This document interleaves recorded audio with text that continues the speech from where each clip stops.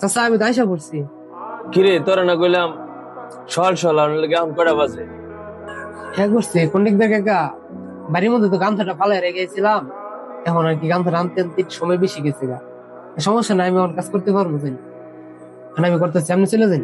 এ স্বাধীন ইট তুই আয় পর, আর তুই ভালো দিবি আর হ্যাঁ ইটের কাম করুক আজে গে। কিরে তুই কি কাম করস? দুইটা মিস্ত্রি তুই ইট দিয়ে পারস না? তুই কি টেহা নিবি না? এত কাম দে সুলুকে তুই। বুঝলাম না চাচা, আপনি কন্ট্যাক্টদার হয়েছেন দেখে কি আমাকে কিনে নিছেন নাকি? কাজ সকাল থেকে আমরা বসে রয়েছি 1 মিনিট, সারাদিন তো কাজ করে তারপরে টেহা দেন। আমরা কাজ না করলে কি চলতে পারতাম না নাকি? ধরুন আমরা কাজই করলাম না, জান। যা যা যা যা, তোর মতো কামলা পাওয়া যাবো না নাকি? তুই যা, যে নমন চাহেন যা। টেহা ছিটালে ভাতের অভাব নাকি? আমার কাম আমি করাম, যা। ফিরে আমার বাজান দি বাড়িতে আয় পড়লো, কাজ ছেড়ে আয় পড়লো, কোনো দরকারই নাকি আইলো। বাজান তুমি বাড়িতে আয় পড়লা, কোনো কাজ আছে নাকি?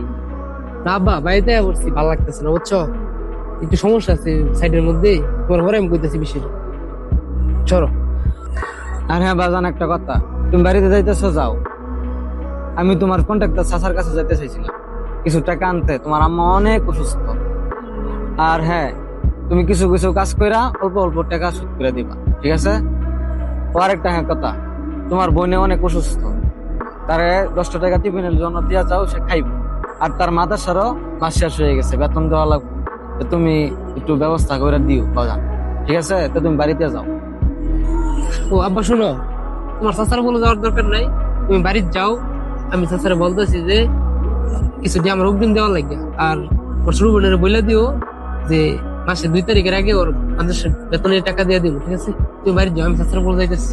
আচ্ছা ঠিক আছে বাজান, তো তুমি যাও।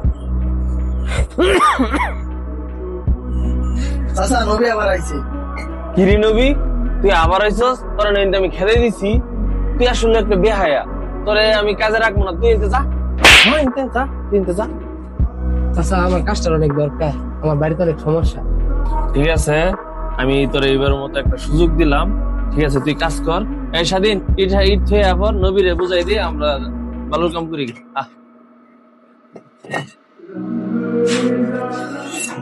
মধ্যবিত্ত পরিবারের পোলাপানের আত্মসম্মান নাই রে ভাই। বারবার অপমানিত হওয়ার পরেও ওই অপমানিত জায়গার মধ্যেই আবার ফিরতে হয়, শুধু একটু পরিবারের মুখে হাসি ফোটানোর জন্য।